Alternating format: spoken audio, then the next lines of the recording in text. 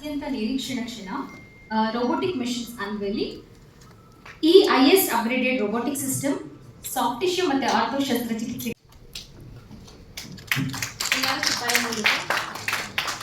ಅನಾವರಣವನ್ನು ಸ್ವಾಗತಿಸಬೇಕು.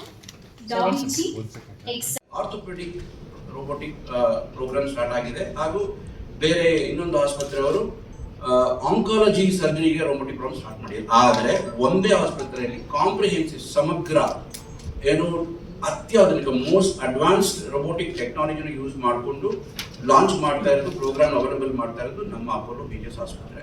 ಅದರಲ್ಲೂ ಈ soft tissue ಅಂತ ಹೇಳ್ತೀವಿ, ಡಾವಿನ್ಸಿ ಏನು XI most advance robotic surgery programme ಇದೆ. ಅದು ಕೇವಲ ಆಂಕಾಲಜಿ ಅಲ್ಲ, gastro surgery, general surgery, gynaecology, urology ಮತ್ತೆ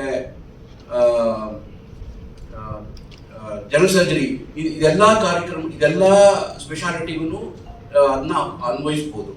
ಅದರಲ್ಲಿ ಆ ಒಂದು ಸ್ಪೆಷಾಲಿಟಿ ಫಸ್ಟ್ ಟೈಮ್ ಲಾಂಚ್ ಆಗ್ತಾ ಇದೆ.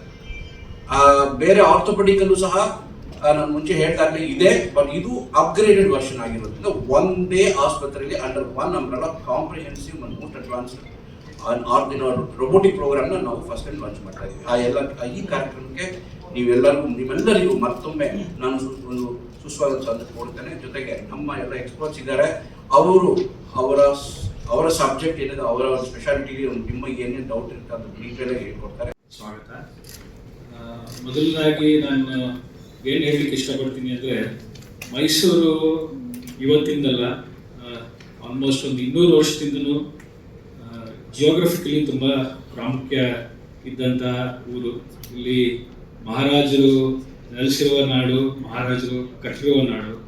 ಇನ್ಫ್ಯಾಕ್ಟ್ ಮೈಸೂರಲ್ಲಿ ಪ್ರಥಮವಾಗಿ ಹೈಡಲ್ ಬಾರ್ ಪ್ರಾಜೆಕ್ಟ್ ಶುರುವಾಗಿತ್ತು ಮೈಸೂರು ರಾಜ್ಯದಲ್ಲಿ. ಮೈಸೂರಲ್ಲಿ ಪ್ರಥಮವಾಗಿ Mysuru soaps and sandal oil ಶುರುವಾಗಿತ್ತು. ಹಾಗೆ ಎಲ್ಲದರಲ್ಲೂ ಮೈಸೂರು ಪ್ರಥಮ ಸ್ಥಾನದಲ್ಲಿದ್ದು ಇವತ್ತು ರೋಬೋಟಿಕ್ ಸರ್ಜರಿನಲ್ಲಿ ಆಲ್ಮೋಸ್ಟ್ ದ್ವಿತೀಯ ಸ್ಥಾನಕ್ಕೆ ಬಂದಿದೆ. ಇದು ಯಾಕೆ ಅಂತಂದರೆ, ಇದು ನಾವು 2000ರಲ್ಲಿ ಅಪೋಲೋ ಹಾಸ್ಪಿಟ್ಲು ಶುರುವಾದಾಗಲಿಂದನೂ ನಾವು ಹೆಲ್ತ್ ಕೇರ್ನಲ್ಲಿ ಆದಷ್ಟು ಅಡ್ವಾನ್ಸ್ಮೆಂಟ್ಸ್ನ ತಂದಿದ್ವಿ. ಆದರೆ ಬ್ಯಾಂಗ್ಳೂರು ತುಂಬ ರಭಸವಾಗಿ ಬೆಳೆದು ಎಲ್ಲ ಟೆಕ್ನಾಲಜಿ ಬ್ಯಾಂಗ್ಳೂರು ಕಡೆಗೆ ಸೀಮಿತ ಆಗೋಗಿತ್ತು. ಈ ಪ್ರಾಂತ್ಯದ ಜನರು ಸಾಮಾನ್ಯವಾಗಿ higher surgeries or technologically advance ಸರ್ಜರೀಸಿಗೆ ಬೆಂಗಳೂರು ಹತ್ತಿರ ಇರೋದ್ರಿಂದ ಆದಷ್ಟು ಬೆಂಗಳೂರಿಗೆ ಹೋಗಲಿಕ್ಕೆ ಇಷ್ಟಪಡ್ತಿದ್ರು. ಈಗ ವರ್ತೀಶ್ ಅವರು ಮತ್ತು ನಾವೆಲ್ಲ ಕಲ್ಪನೆ ಮಾಡಿಕೊಂಡು ಸರ್ಜಿಕಲ್ ರೋಬೋಟು ಮತ್ತು ಆರ್ಥೋಪೆಡಿಕ್ ರೋಬೋಟ್ ಬರಬೇಕು ಅಪೋಲೋ ಹಾಸ್ಪಿಟ್ಲಿಗೆ, ಅದರಿಂದ ನಾವು ಇಲ್ಲಿ ಜನಕ್ಕೆ ನಾವು ಸೇವೆ ಸಲ್ಲಿಸಬೇಕು ಅಂತ ತುಂಬ ದಿವಸದ ಆಲೋಚನೆ ಇವತ್ತು ಒಂದು ನೆನಸಾಗಿದೆ.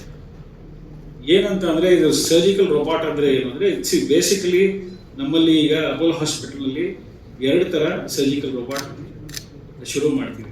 ಒಂದು ಆರ್ಥೋಪೆಡಿಕ್ ರೋಬೋಟ್. ಆರ್ಥೋಪೆಡಿಕ್ ರೋಬೋಟ್ ಅದು ಸ್ಟ್ರೈಕರ್ದು ಮಾರ್ಕು ಅಂತ. ಅದರಲ್ಲಿ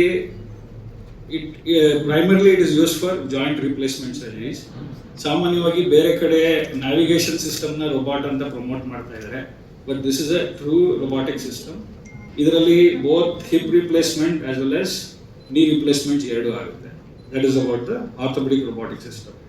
Surgical robotic system, it's a soft tissue robot.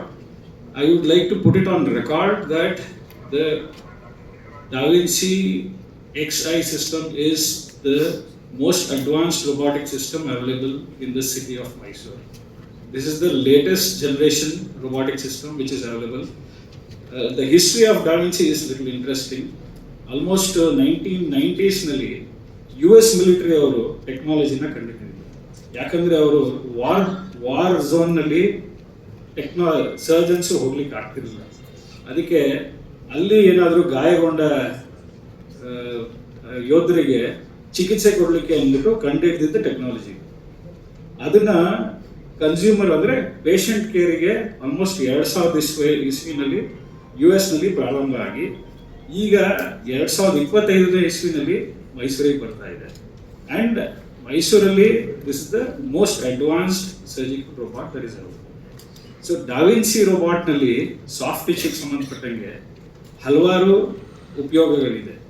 ಪ್ರಮುಖವಾಗಿ ಏನಂತ ಅಂದರೆ, ನಾನು ಸರ್ಜಿಕಲ್ ಗ್ಯಾಸ್ಟ್ರೆಂಟ್ರಾಲಜಿಸ್ಟ್ ಮತ್ತು ಜಠರ, ಲಿವರ್, ಪ್ಯಾಂಕ್ರಿಯಾಸ್ ಸಂಬಂಧಪಟ್ಟ ಕ್ಯಾನ್ಸರ್ ತಜ್ಞ.